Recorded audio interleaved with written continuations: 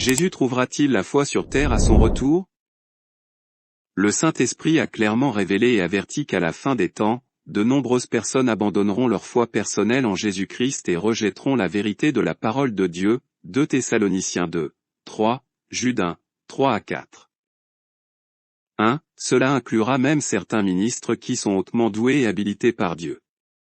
Ils peuvent accomplir de grandes choses pour Dieu et prêcher efficacement le message du Christ, mais à la fin ils se détourneront de la foi et céderont à la tromperie et à la séduction des mauvais esprits et des faux enseignements.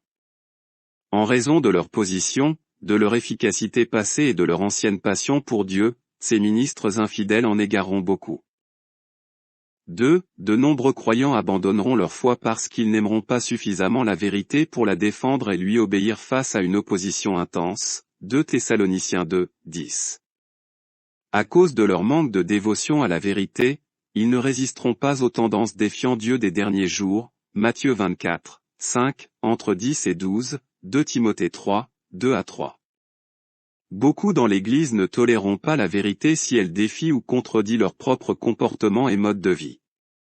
En conséquence, le message déformé présenté par des ministres compromettants et les éducateurs trouveront peu de résistance dans de nombreuses églises, 1 Timothée 4, 1, 2 Timothée 3, 5, 4, 3, 2 Corinthiens 11, 13. 3. La popularité croissante de l'enseignement non biblique sera principalement le résultat de Satan et de ses forces démoniaques du mal intensifiant leur opposition à l'œuvre de Dieu.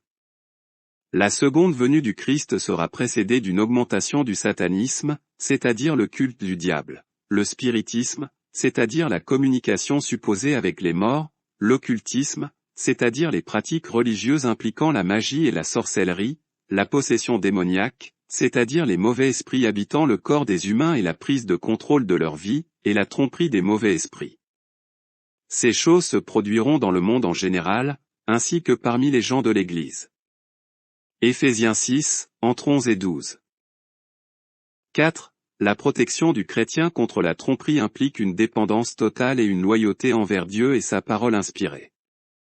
Cela implique également de reconnaître que les individus dotés d'un grand charisme et d'une capacité donnée par Dieu peuvent être trompés et peuvent, à leur tour, tromper les autres avec des messages qui mélangent la vérité et l'erreur.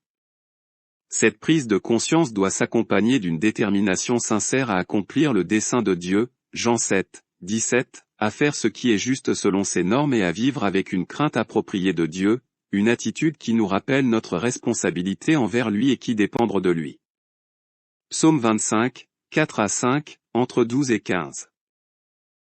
5. Les fidèles disciples de Christ ne doivent pas penser que la rébellion généralisée et l'infidélité au sein du christianisme au cours des derniers jours empêcheront un réveil authentique ou une évangélisation réussie. Dieu a promis que durant les derniers jours, il sauverait tous ceux qui invoqueraient son nom, Actes 2, 21, Romains 10, 13.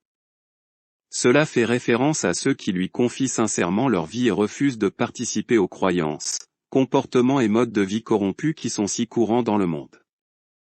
Dieu promet de répandre son esprit sur ces personnes, jeunes et vieux, pour les remplir et les habiliter pour un ministère fidèle et efficace dans les derniers jours.